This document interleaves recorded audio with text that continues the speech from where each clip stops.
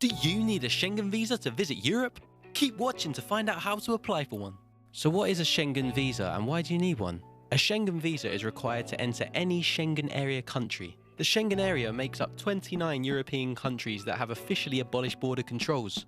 You can see them here highlighted in dark blue. Now, without boring you with a load of laws and regulations, the European regulations contains a list of countries where you need a visa if you're from one of these countries. And this is why you're here, because you're from one of these countries. Am I right? So let's apply for one. In this example, we will use UK to Spain.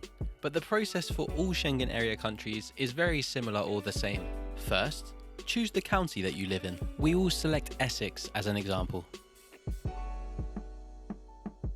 Next, you will be taken to a 3-step process. The first step is knowing which visa type you require. If you select this option, you can read through all of the information about which type of visa applies to you and the application process required to be completed. Step 2 in the process, booking your appointment. By clicking this option, you will be taken through to the page where you can book your appointment with the Visa Application Centre. Now please note that you will need to create an account on the website before you can make the booking and the application. So go ahead and create your account, then log in and make sure to complete the security verification, which does come up many times and is very annoying. You will see, depending on which county you're from, determines which centre you will have to visit. For example, if you're from Essex, you need to visit the London centre. Now complete each drop-down menu, just like I do here. You will see that I have selected the premium category. You can choose the normal category, but oftentimes they will not have any appointments available, so I would always recommend premium. However, this does come at a higher cost, so I would say select normal if you're not in a rush.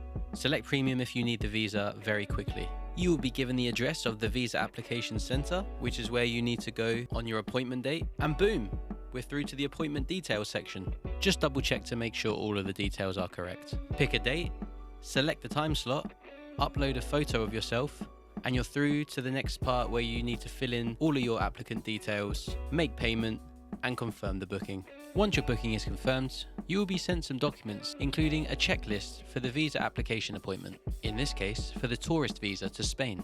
There may be some items on the list that you cannot provide, for example a UK residence permit or a no objection letter from an employer or a school or university. This may not be possible if you're not a student or if you do not have work. This should not be a problem if you have a sponsor providing sponsorship for your trip.